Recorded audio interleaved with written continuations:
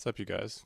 It's Matt here, coming at y'all again today with a video essay, just musing type episode. If you're new around here, my name is Matt, and what I do on this channel is I share my thoughts on the books I'm reading, on modern life, particularly through the lens of young men in their 20s, approaching 30 and 30s.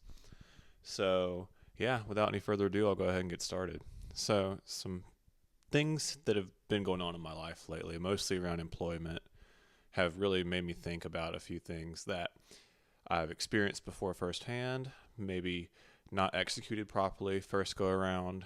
And it also reminded me of a quote that I read in Dune back here. So I don't remember exactly if it was Dune, the original Dune, or if it was in Dune Messiah, but this quote kind of takes place around the time when Paul, he knows he's Muad'Dib and he is kind of feeling himself. And what he pretty much says is, I think it might be actually be Dune based on this, but the Harkins and the guild and all these people are kind of up in arms that this dude is just wreaking havoc on the planet of Arrakis, and he's potentially jeopardizing the spice supply. And being Muad'Dib, he needs the spice to have his visions and have his prescience and whatnot.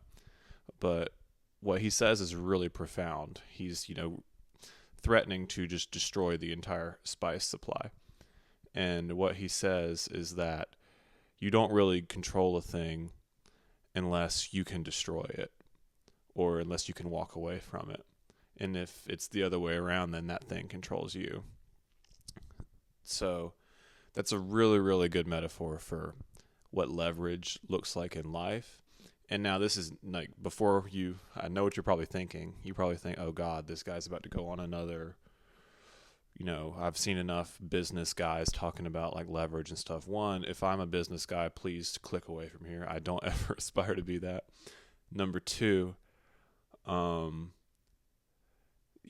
think leverage is something that gets a lot of probably negative press because you see all the hustle bros talking about it. But if you don't create leverage for yourself in your life, you will be at the mercy of other people your entire life. You will be at the mercy of your employer. You'll be at the mercy of your circumstances, whatever they may be. You'll be at the mercy of the charity of others. And I believe that charity is a beautiful thing, but I don't think that it should be relied upon. I think that the goal of charity is to get people on their own 2 feet so that they can begin to have agency in the world around them. And I'm not saying all this to say that you need to have leverage over everything in your life. You don't need to become a tyrant or a main character in your own life. I think if anything, main character syndrome has really done our generation a lot of harm. But I will say that there are some things that you should be subservient to. Things like your faith, whatever your religion may be, within reason. I think that you should be subservient to your family, your wife, you should, or your partner, to a certain degree. I think that you should be dating to marry. And I think that the purpose of that is, like, obviously, if you've met someone 3 months ago, you should not become completely subservient to them because you know how that's going to turn out. I mean, I don't need to sit here and lecture you on that. But, when you've been together for a while, and you should be evaluating every relationship as, is this someone I can spend my life with? Is this someone that I can share the responsibility of life with? And if that's not a person, if the person just refuses to compromise with you and refuses to be willing to be the second driver of the chariot with you, then you gotta look for another chariot co-pilot. But I think that these are people that, there are natural things that God has put in our lives that act as a sort of buffer so that we don't become Paul Atreides in our own lives. I think that might be the message of Dune in and of itself, the whole saga, if you will, the Atreides dynasty. Coming back to the leverage thing that I was talking about earlier, though, obviously there's those people and those things that you should share decision authority in your life with, and you should heed. But in things like your work, in things like your relationships with like acquaintances, not so much close friends. Again, the longer someone's been in your life and the more give and take you've naturally developed with these people, the more you should share and allow yourself to be subservient at times, with like really close lifelong friends and things like that. But with things like acquaintances you met 3 months ago, or your boss who you started working for a year ago, you can very quickly find yourself in a corner where you are completely subservient and they control the tempo and the pace and the tone of your relationship. And I think that unless you learn to become invaluable, be it through skills or just through what you bring to wherever you are in this world, or your intelligence or your unique perspective, that really you got to become invaluable in that manner. And you can build your leverage other ways too. I know a lot of people in our age group talk about, fire. I think that some people kind of get it backwards there. The purpose of building financial independence is not so that you can get a condo in Florida, because, if you want a condo in Florida, dude, like, you got it, man. I'm not going to fight you for that condo. I have my own places I want to go, probably in my home state. But you should build your financial situation such that by the time you're in your 40s, you should not be completely reliant upon the provisions of an employer, because at that point they can control your behavior. And I'm going to close with kind of a portrait of two different types of people. One I'm going to kind of dramatize, and one I'm going to use that I've experienced in my own life. So I'll start with the negative, what you should not aspire to. So in my career, I work with customers and clients. I work with a client, and there's someone that works at this client that's kind of like our point of contact at this client. They kind of dictate the tempo of our relationship. This person has been at this company since they got out of college 20 plus years ago. And this company, like many American companies, is in the midst of an enormous, offshoring, fire every American and hire someone overseas for cost cutting type of initiative. So this person has only worked at this company in their entire career. Their whole identity at this point in their life is based on this company and what they do at this company. I mean, their proudest achievement in life is some, Power Automate initiative they did in like the 2010s.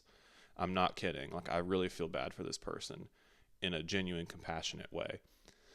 So when these layoffs were announced that they were coming, this person, I watched them descend into a Dostoevskian madness where it was just frantic every day.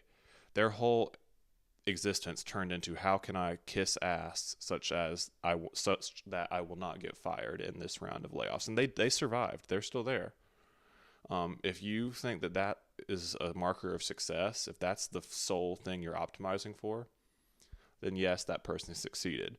But everyone around that person, our perception of this person has altered significantly because of some of the things they did and the way they acted during this, several month period of time. It's partly their own fault, partly by forces outside of their control. But, that is the pinnacle of a low leverage person. Their entire existence was shifted, like they had the inhibitor chip from Order 66 in their head. And the inverse of that, I guess this isn't a dramatization because this just happened to me. I have been receiving inbound job correspondence, and there were some things about my current role. I love where I work. Honestly, I don't love it, but it's, all things considered, it's a good place to be, and I'm happy with the people I work with, and it's not unbearable. I think that's probably the best you can shoot for in modern corporate America. But this other opportunity offered me more, kind of agency in the way I went about my things. And so given that I'm pretty valuable on my team, I'm not the best. I'm not saying that I am. But due to numbers and the time it takes to become proficient in the job that I'm hired to do, I have a good bit of leverage there too. Instead, I advocated for myself using my leverage not as a gun to hold to their head, But, I had a discussion with my current boss and said, hey, look, like I'm going to be transparent. I'm getting outside in, you know, opportunities come to me that really offer me some of the things I feel are kind of lacking right now. And to the other person, I said, hey, look, like, the pay really isn't right. Like, it would actually be a pretty significant lifestyle change in the inverse direction if I were to take this role, as much as I think it sounds good. And, nowhere in here did I try and play them against each other, but by having again, it was an uncomfortable conversation talking to the CEO of a startup, telling them pay me more or less. And it was an uncomfortable conversation with my manager saying, the way you're allocating me right now, I'm not happy with. But I had to have those two conversations in one day, ended up turning down the outside offer.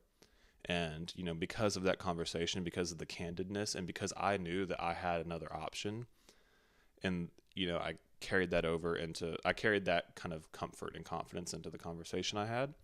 The next day, immediately there are changes happening that are more aligned with what I would like to see in terms of agency and, the ability to chart a course in my career. And, you can abstract that to your own situation as well. Like, maybe you are about to go to college and your parents really think that you need to major in one thing, but you really like something else. Dude, you will hate college if you spend 4 or 5 years, like I spent 5 because I took a victory lap. If you spend, that period of your life doing something you don't want, you will go party and get drunk and start doing drugs. Hopefully not too hard of ones, and you will get out of there with a mid GPA if ChatGPT doesn't carry you through, and you will learn nothing. Versus the inverse, do something you love, become just a renaissance man in the things that you're passionate about, and become articulate, and you will be better off. Maybe you're in a situation in your life where you feel like you have worked long enough somewhere that you should be earning more. Maybe you're a mechanic and you're still getting paid, $22 an hour, but you've been there for 8 years. I mean, start shopping around at other places. If you've got 8 years of experience, you very much have the ability to probably be at least a manager of some sort. Maybe you're at a small mom and pop shop. Start asking around at dealerships. They might need a shift service manager or something like that. Just, you got to create opportunities for yourself, and it doesn't just come to you. Very rarely do things just come to you. And again, if you're in the corporate world right now, maybe you aren't super happy with your job, you aren't super happy with your pay, so you go out to dinner or drinks with friends 3-4 nights a week. Dude, start putting that money. I'm gonna give you this is not financial advice, just start buying SCHD every week and let those dividends start rolling and reinvesting them and build that snowball, so that at least you can transform that into a passive income stream after a couple years of doing that. I mean, you got to start building the systems today. You got to start taking the efforts today. You got to start training yourself to have those difficult conversations today so they can pay dividends tomorrow, literally and metaphorically. So yeah, this has been a meandering conversation, but it's been going on in my life recently, and I feel like the internet has started to become a place recently for the better, where it's real people talking about real things and their experiences in life. And so I thought that this was a valuable realization that I had recently in my own life, probably later than I should have, but I just wanted to share that with y'all. Maybe some of y'all are in the same boat or having a similar on the fence moment. So yeah, appreciate you watching this all the way through. Give it a like if you thought it was valuable. Tell me I'm full of shit if I'm not, or if it wasn't. So yeah, thank y'all. I will catch y'all next time. See ya.